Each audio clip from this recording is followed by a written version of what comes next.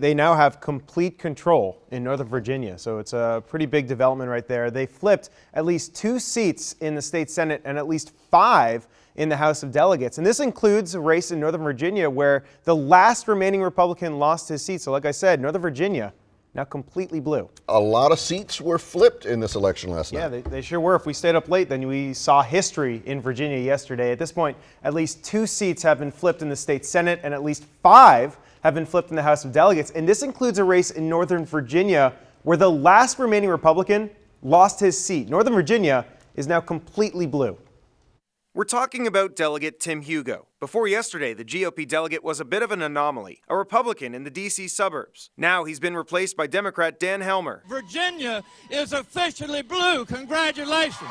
Celebrating the results was Governor Ralph Northam. His party now controls all chambers in the Commonwealth. So let's jump through some of the other key races. In Loudoun County, Democrat John Bell won a Senate seat left vacant by a longtime Republican. In the Richmond suburbs, it was Democrat Ghazala Hashmi, who was now the first Muslim woman elected to the General Assembly.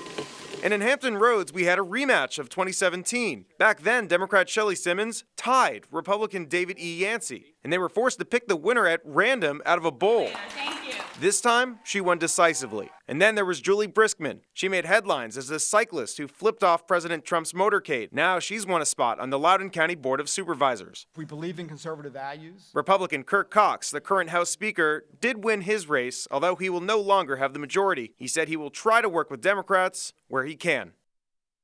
As far as factors for this major shift in power, 3 big things come to mind. First off, turnout. It's believed that far more people came out for this race than is expected for an off-year election. There's speculation that this could be part of the so-called Trump effect. Second, outside money. National organizations supporting issues like gun control poured money into the state, leading to perhaps more ads than normal this year. We saw a lot of them on TV. And lastly, we can't forget about the Supreme Court ruling, which mandated that district maps be redrawn. You may remember this was meant to fix race-based gerrymandering, and at least one powerful Republican did lose his seat in one of those districts.